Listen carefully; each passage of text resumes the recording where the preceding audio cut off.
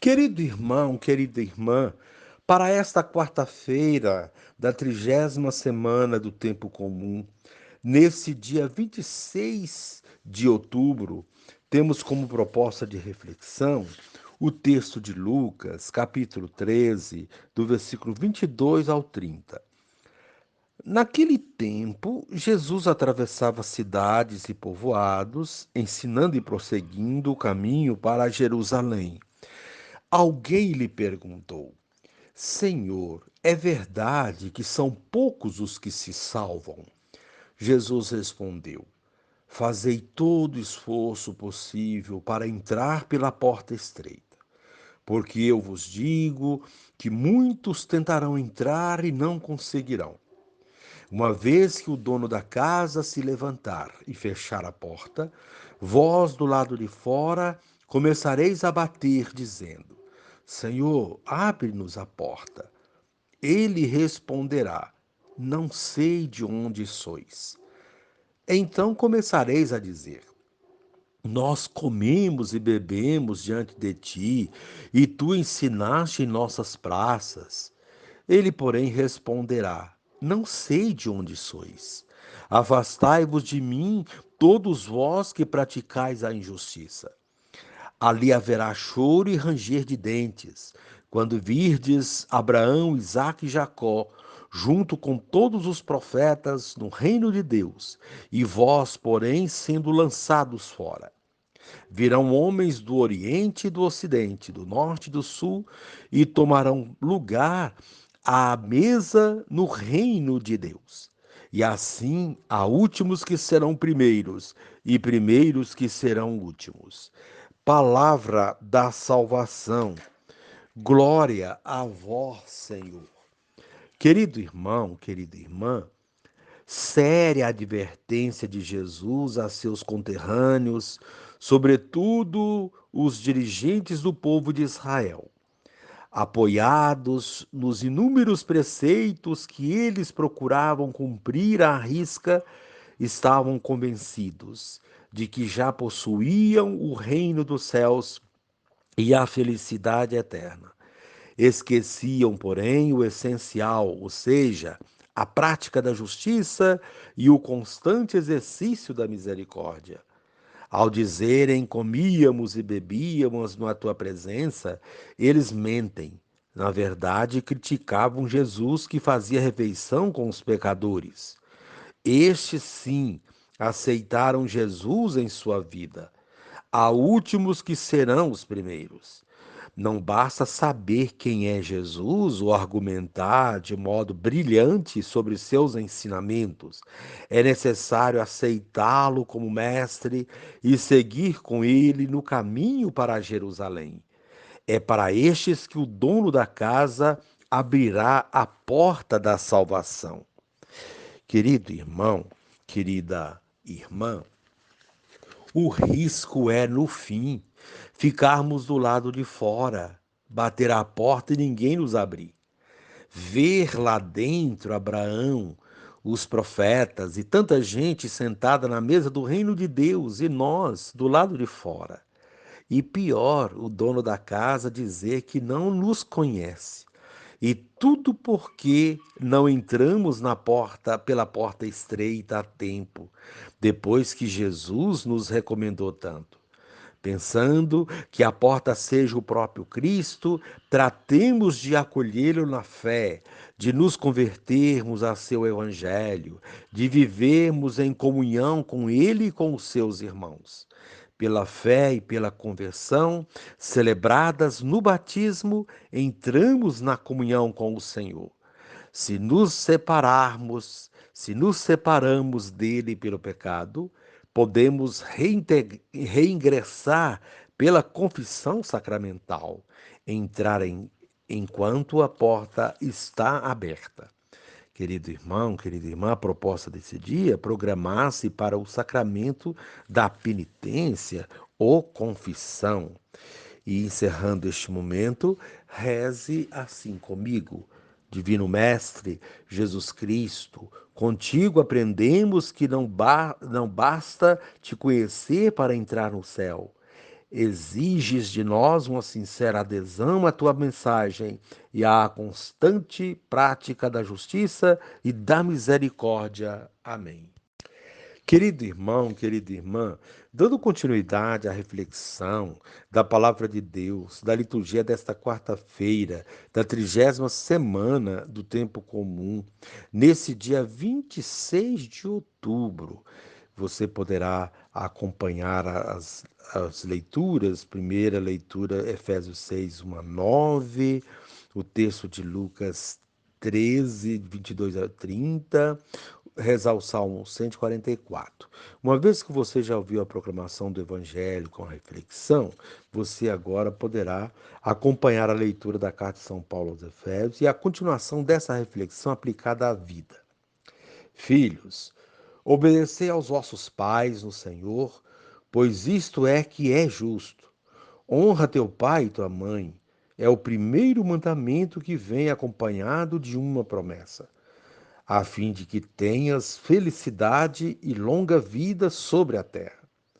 Vós, pais, não revolteis os vossos filhos contra vós, mas para educá-los, recorrei à disciplina e aos conselhos que vêm do Senhor. Escravos, obedecei aos vossos senhores deste mundo com respeito e tremor, de coração sincero como a Cristo, não para servir aos olhos como quem busca agradar aos homens, mas como escravos de Cristo, que se apressam em fazer a vontade de Deus. Servi de boa vontade, como se estivesseis servindo ao Senhor e não a homens. Vós o sabeis, o bem que cada um tiver feito, seja ele escravo ou livre, tornará a recebê-lo do Senhor. E vós, senhores, fazei o mesmo para com os escravos. Deixai de lado a ameaça. Vós sabeis que o Senhor deles e vosso está nos céus, e diante dele não há acepção de pessoas. Palavra do Senhor. Graças a Deus. Querido irmão, querida irmã, o trecho da carta de São Paulo aos Efésios do dia de hoje continua enfatizando a importância do bom relacionamento em todo lugar, seja na família, no trabalho ou na comunidade. Bom relacionamento aqui significa agir com amor e misericórdia, sendo pessoas íntegras que buscam fazer sempre o bem. Que em casa os filhos obedeçam aos pais e os pais honrem os filhos, amando-os com verdadeiro amor de pai e mãe. Que na escola esse relacionamento de respeito se repita, que no mundo do trabalho haja também esse mesmo relacionamento de respeito, pois todos somos filhos do mesmo Pai e não deve haver opressões entre irmãos, pois todos nós sentimos dores, sofremos, e quando nos colocamos no lugar do outro, pensamos antes de magoá-lo. Se a humanidade seguisse os conselhos dados nessa carta, o mundo seria bem melhor, não haveria tanto sofrimento, pois a maior parte dos sofrimentos nasce da falta de amor e respeito das pessoas umas com as outras. Todos devem respeitar a todos. Essa é a regra básica do convívio social. Mas Paulo, apóstolo, pede que possamos ir mais longe, amando nossos irmãos como Jesus pediu. Somente assim conseguiremos um mundo melhor. Enquanto só pensarmos em nós mesmos e não enxergarmos as dificuldades dos outros, ou não aprendermos a perdoar, ou relevar fraquezas humanas, nós continuaremos tendo dificuldades em melhorar o meio em que vivemos. Precisamos ter consciência de que essa vida é passageira, é apenas uma travessia ou um caminho para a Jerusalém celeste. São muitos os desafios que encontramos nesse caminho. É preciso ter clara nossa meta para agirmos com segurança e firmeza. Assim mostra o Evangelho de hoje, apontando como devemos proceder para obter a salvação. O evangelho de hoje coloca Jesus no caminho para Jerusalém. Esse caminho significa processo, passagem, transição, conversão, caminho que nós somos chamados a fazer junto com ele. Ele precisou passar por esse caminho e pela porta estreita que se encontra no fim dele, não por ele, mas por nós. Assim, esse caminho é um processo de aprendizagem, como vimos no início do evangelho de hoje. Jesus atravessava cidades e povoados, ensinando e prosseguindo o caminho para Jerusalém. Ao mesmo tempo em que ensina, ele entra em nossa vida, atravessava cidades e povoados e nos mostra o caminho para a salvação, que consiste na prática da justiça. A prática da justiça é algo desafiador que estreita os caminhos, as portas e nossos laços com Deus. Ela exige renúncias, despojamentos, dedicação e empenho, luta em defesa da vida dos injustiçados e, consequentemente, perseguições, calúnias, sofrimentos e morte. É a síntese que se dará em Jerusalém, final do caminho e da missão de Jesus neste mundo e início de nossa missão. É o mistério pascal. Os que trilham ou desejam trilhar esse caminho desejam a salvação. Assim sendo, alguém neste caminho pergunta a Jesus se é verdade que são poucos os que se salvam. Jesus não responde se são poucos ou muitos, mas dá importantes recomendações para que nos esforcemos e perseveremos nesse caminho, pois ele é árduo e desafiador. Esse caminho é comparado a uma porta estreita. É significativa a imagem da porta. Ela aparece em várias passagens bíblicas, a porta das ovelhas, o pórtico de Salomão e tantas outras referências diretas e indiretas, tanto no Novo quanto no Antigo Testamento. Porta lembra passagem, transposição de um estágio para outro, enfim, Páscoa. A porta que conduz ao reino dos céus, a salvação, é uma porta estreita, porque exige de nós, como já foi dito, renúncias e despojamentos. Com muitas bagagens, acúmulo de coisas, não conseguiremos passar por essa porta. É preciso antes aparar arestas, desapegar-se, livrar-se das inúmeras coisas que se vai acumulando ao longo da vida. Coisas materiais ou simbólicas, como, por exemplo, bens, poderes, títulos, cargos e encargos, ou ainda mágoas, rancores, vaidades e prepotências.